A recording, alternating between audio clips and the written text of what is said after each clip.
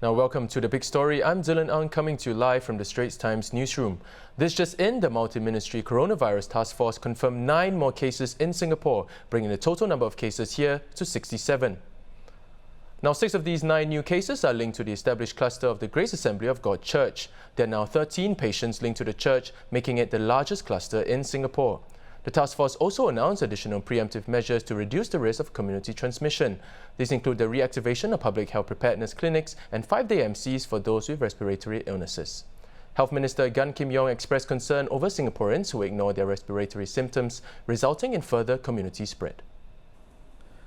We are quite concerned that many of our local confirmed cases had remained in the community, and some have gone back to work even when they were ill, and even after they had seen a doctor. This is not helpful in our efforts to reduce the risk of community transmission. It is a fact that most patients with respiratory symptoms are not infected with COVID-19. But as an added precautionary measure, the Ministry of Health has given guidance to doctors to provide medical certificates of up to 5 days for patients with respiratory symptoms to stay home so that they can recover, rest and recover.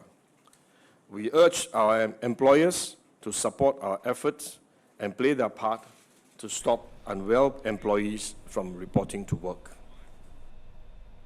Now, National Development Minister Lawrence Wong said the nature of the coronavirus is different from SARS based on emerging trends in China and around the world, as well as research that various experts have done. It is different in several ways. First, the transmission mechanism of COVID-19 is different from SARS. In fact, the transmission mechanism is closer to H1N1 or influenza. And our own researchers, our own people at the National Center for Infectious Diseases, looking at the cases within Singapore, have confirmed this. Because like influenza, they have found that COVID-19 is infectious when the symptoms are mild. So this, and because of this, because of this transmission mechanism, it is also the case that COVID-19, like influenza, can spread quite quickly. The second point is that in terms of severity, COVID-19 is also different from SARS, and we've said that before. If you look at the mortality rate in China, overall it is lower than SARS. Outside of Hubei province in China, it is even lower. Outside of China, it is low too. So mortality rates are lower than SARS. If you look at the severity of the disease, various studies are being done now, but the WHO has a very comprehensive one of 17,000 patients, and they found that 80% of the patients have mild symptoms, 82% have mild symptoms, 15% have severe symptoms, and 3% have critical symptoms. Now, multimedia journalist Renee Poh is standing by at the Ministry of Communications and Information. Renee, help us unpack what we learned today. 9 new cases with 6 linked to the Grace Assembly of God cluster.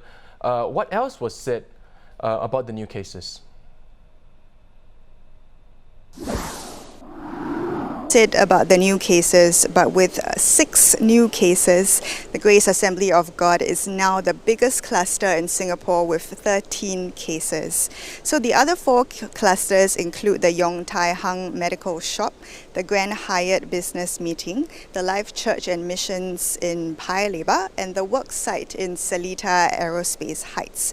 So now there are a total of 67 confirmed cases in Singapore.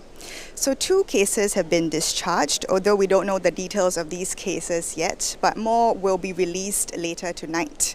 And 6 cases are still in critical condition and remain in the ICU. Now, Minister Gan Kim Yong said there are no plans for Singapore as of yet to move the DORSCON alert from orange to red. Now, Renee, Minister for National Development Lawrence Wong said the nature of the coronavirus disease, or COVID-19, has become clearer, that it's different from SARS and closer to H1N1. Can you elaborate? Yes, so I think you heard from Mr. Lawrence Wong just now. So he first said that COVID-19 is infectious when the symptoms are mild, much like H1N1. So this causes people to let their guard down and continue going out when their symptoms are mild, and that's how the virus actually spreads quickly. And second, in terms of severity, the mortality rate of COVID-19 is actually lower than SARS.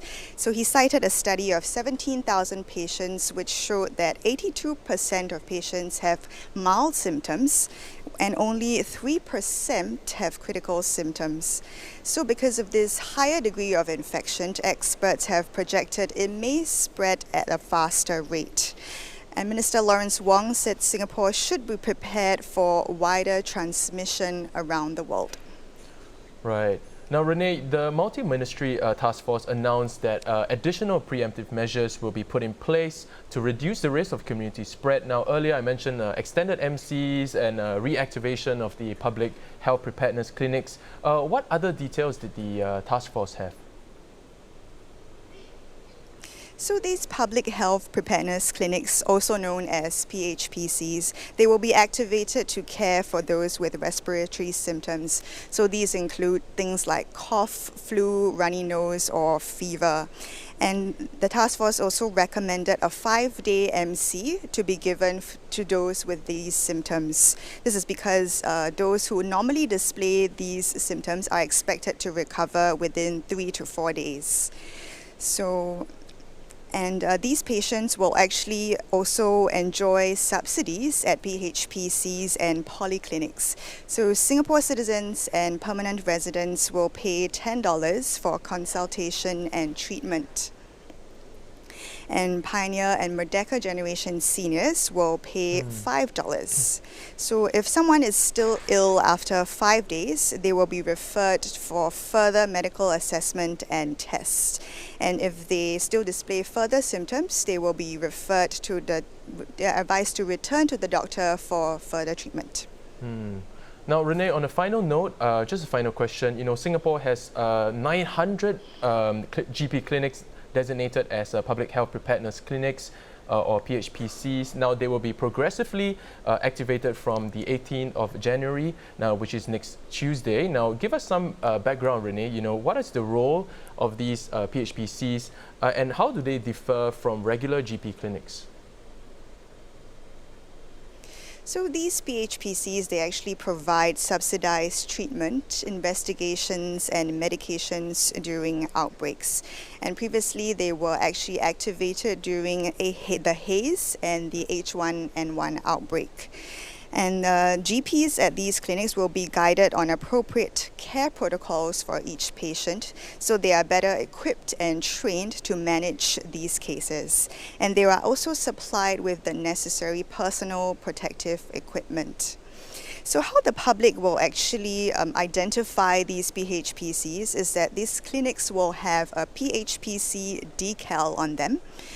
And they can also refer to the website flugoware.gov.sg for which clinics are actually identified as PHPC clinics. Well, thanks so much for that, Renee. That was, of course, multimedia journalist Renee Poh reporting live from the National Press Centre at the Ministry of Communications and Information. Now, the Multi-Ministry Coronavirus Task Force has also apologies. Now, meanwhile, the Roman Catholic Archdiocese of Singapore has suspended all masses on weekdays and weekends indefinitely, this with effect from tomorrow. Now, I'm Dylan Ang. Thanks for watching. Good night.